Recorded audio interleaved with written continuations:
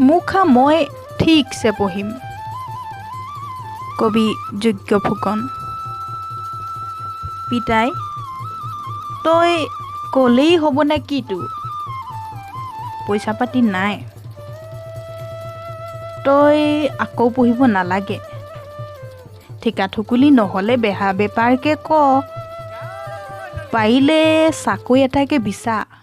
বহুত পঢ়িলি, সেনেকে যে জাতকে নকবি মোক পিতাই। লেঠেই পেঠেইকে ধুমাধুম পঢ়িলং বুলিছোং একে চাতে, পিছত পঢ়াশা নহ'ব আৰু। তই জানই জনাশা কথাবোন পিতাই, কেলে কৈছ সেখাও জানিছোং।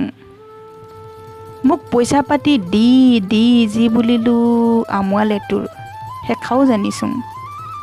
তৌ ক পৰ বুলি আগকতে মোক সাহস দি থাকিলেও এধমনা নাযায় নহয়। পইচা পাতি নাই নাই ক, চাউল কানি আছেতো। থকালৈকে পঢ়িবলৈ নিষ্পত্তি এৰি নিদিওঁ। মই যে পঢ়িম সেখা খাটাং। কি জানিছ পিতাই, চাকৰি বা বেপাৰ কৰিম বুলিয়েই খেনুখুনে পঢ়ে। মুখা মই সেই বুলি পঢ়া নাই। পঢ়িছোং, শিকিছোং, লিখিছোং, কি কিখন যে কৰি ফুৰিছোং। মই তোক এবল দীঘলকে নকওঁ।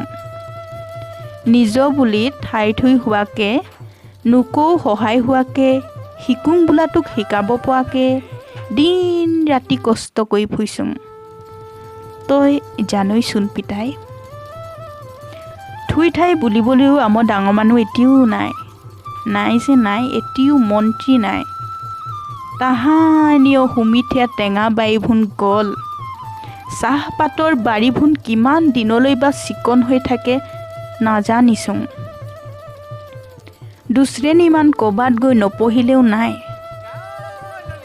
প্ৰশাসনিক বিষয়া হ'বলৈ পঢ়িম বুলি ভাবিছোং। ডাঙৰ মানুহ হ'ম বুলি ভাবিছোং। মোৰ বৰ মন পিতাই। ৰাইজেও বৰকৈ কৈ থাকে যে আমৰ যে এটিও IAS অফিচাৰ নাই দৰবলে। এবেলি SCSত পাছ কৰিলে কথা মৰাণ ঝৈলা এজনীয়ে। নিজৰ মনৰ জোখাৰে সেনেকা অফিচাৰ এটিহে হ'ম বুলি ভাবিছোং। এখান্দি ঘোচ নিদিয়াকেও পাই যে, সেইকাৰণে মন মেলিছোং ক পিতাই। আঘে এটোমান পইচা দিবলগীয়া হৈছিল ক। তই ক'লেই হ'ব না কি তো পিতাই, পঢ়িবলৈ বাদ দে। তহঁতি কষ্ট মষ্ট কৰি পঢ়ালি ক। ডিগ্ৰীটো ললোং থেতেলা খাই খাই। এইবল পঢ়াত ধ্যান বেছিকেহে দিব লাগে ক। ফেচবুক, হোৱাটছআপ, ইউটিউব বোলাবোনত সময় খৰচ কৰাত থাকি বা বাতৰিৰ কাগজখন সৌপাত ঠিকছে ওপা মুধলে ইলুটি শিলুটি কৰি বিচাৰি বিচাৰি পঢ়িব লাগিব।